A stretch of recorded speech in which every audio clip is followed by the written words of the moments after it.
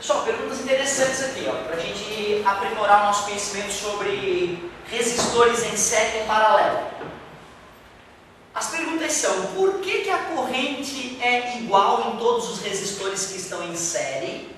E por que a tensão, a voltagem é igual em todos os resistores que estão em paralelo? A primeira pergunta é mais fácil de responder se o aluno lembra de onde é que vem a ideia de corrente elétrica.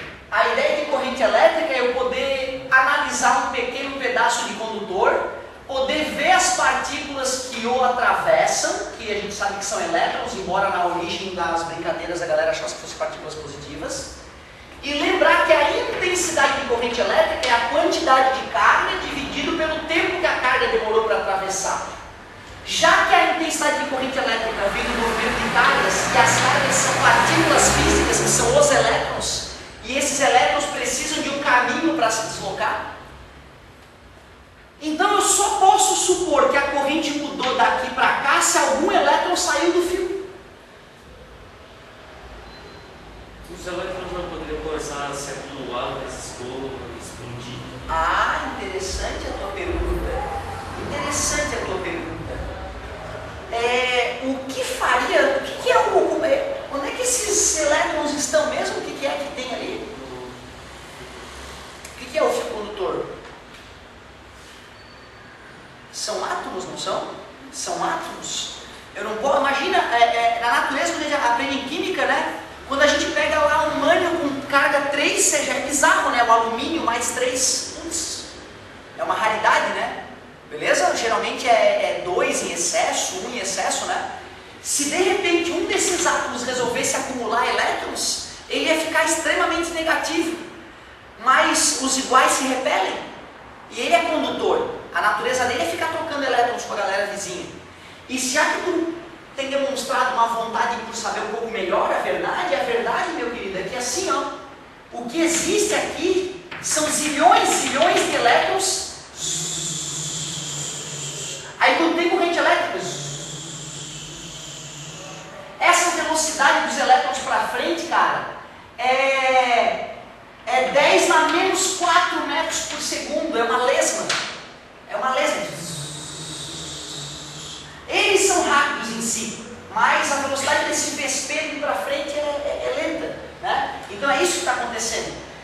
É como um cano cheio de água. A água é incompressível.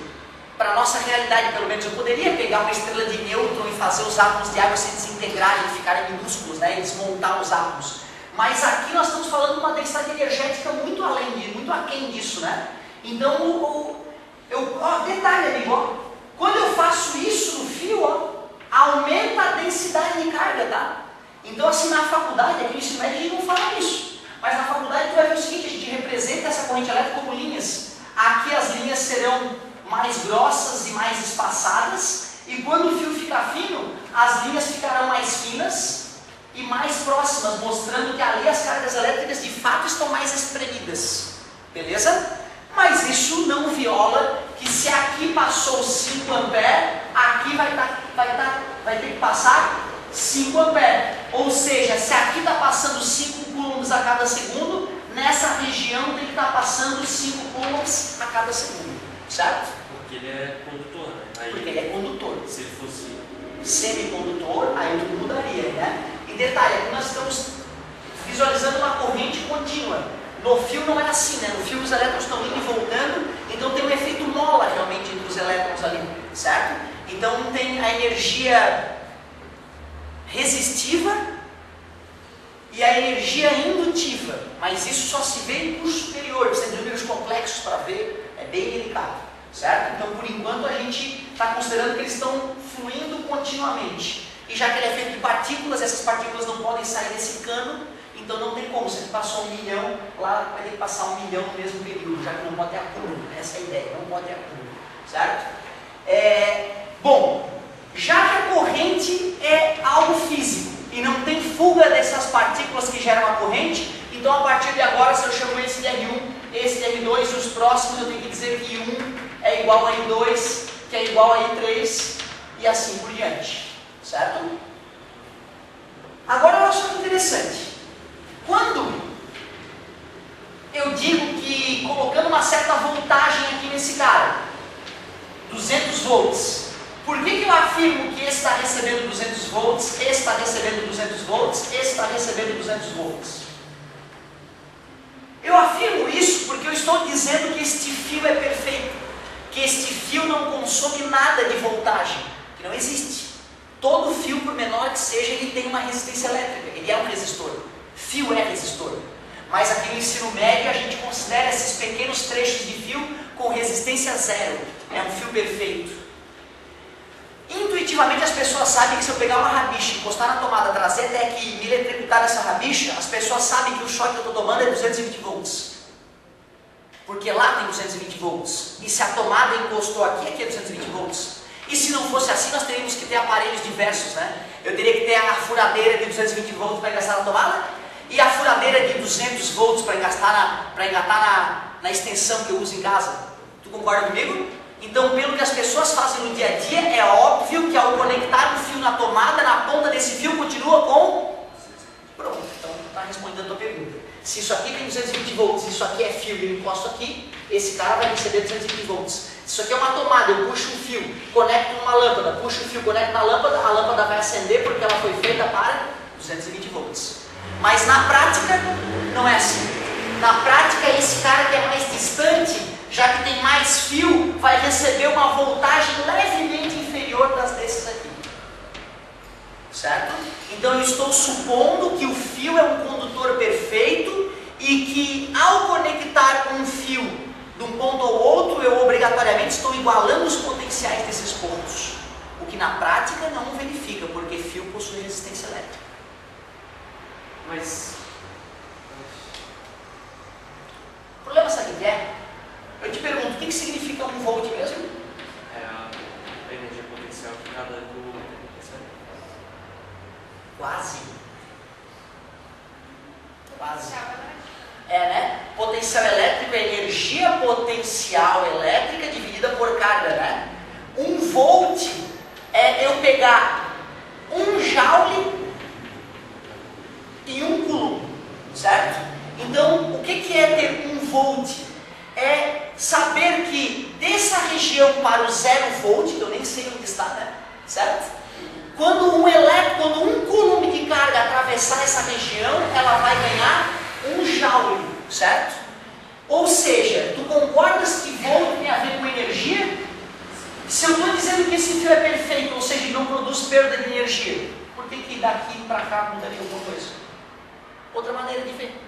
Uma maneira energética de ver. Se este fio é perfeito e não produz perda de energia, e se voltagem é uma medida relacionada à energia, se não tem perda de energia, por que não seria 200? Mas não é para dividir por 3, né? Porque são, né? Nesse caso aí são 3 resistores. Eu teria que dividir a energia para isso. Assim eu concordo. Porque quando eu peguei a minha tomada e trouxe um fio até aqui e um fio até aqui, daqui até aqui tem 200 volts. Dizer que tem 200 aqui, 200 aqui, 200 aqui é um absurdo. Aqui esta voltagem está sendo dividida. Lá não, por quê? Porque na verdade, se um deles fosse conectado e passasse por ele 2 amperes, quando o próximo, aí só está ligado um, tá? Está desconectado, está desconectado. Esse cara, que é igual a todos os outros, usa 2 amperes. Quando eu conectar o próximo, na bateria da tua casa, tu vai perceber que na hora de conectar o próximo, esse cara vai começar a brilhar menos na hora. Porque eu ainda não cheguei na parte da matéria que eu te ensino o gerador. Então eu estou fingindo para ti que uma bateria de 200 volts tem sempre 200 volts. Então quando eu engatar o próximo aqui, cara, já que ela vai segurar 200 volts, esse cara também vai poder ganhar 2 amperes. Antes na bateria estava passando só 2 amperes, porque estava alimentando só esse. Quando eu conectei outro, agora na bateria passa 4 amperes. Então, na verdade, quando eu conecto algo em paralelo numa bateria, isso força a bateria a produzir mais energia. Certo? Mas a energia por unidade de carga aqui é a mesma, que é o potencial. Quando eu conecto aquele cara, está desconectado, né? Quando eu conecto aquele cara, se é uma bateria perfeita de 200 volts, já que ele é idêntico aos outros, Quanto que vai chegar nele? E a bateria tem que se esforçar mais, 6 amperes. Por isso que não é válido o raciocínio de dividir a energia. Porque isso aqui não é energia por unidade de carga. E aqui a carga está aumentando à medida que eu boto mais resistores. O gerador aguenta essas... Exatamente, só que nós vamos ver depois, amigo, que na prática existe resistência interna dentro desse cara. Ou seja, quando eu acrescento uma nova lâmpada nele, ele vai ter que se esforçar mais, mas ele vai perder mais, já que ele tem resistência interna. Por isso que na prática, quando alguém liga o chuveiro, a lâmpada da casa dá uma queda de energia. Ah, não é mais 220 volts na lâmpada, já que ela está brilhando menos. Então a tomada não tem 220 volts o tempo inteiro. Quando todo mundo usa a casa toda, a tomada da casa baixa um pouquinho a voltagem dela. É natural que seja assim. Beleza? Agora tu vê, essas tuas dúvidas ainda estão surgindo porque está no começo da matéria. Depois as coisas vão começar a se conectar e vai ficar tudo mais claro. Fala aí.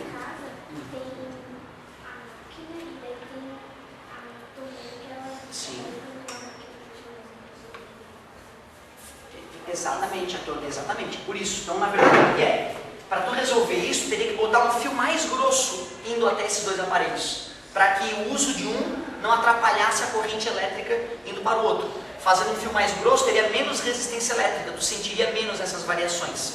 Mas na prática essas variações são esperadas, né? Seria um investimento muito caro para não ter essas variações. Então é melhor usar fios mais finos, aceitar essas variações que não vão gerar grandes problemas. Até porque o problema com o aparelho é mais voltagem, menos nunca queima.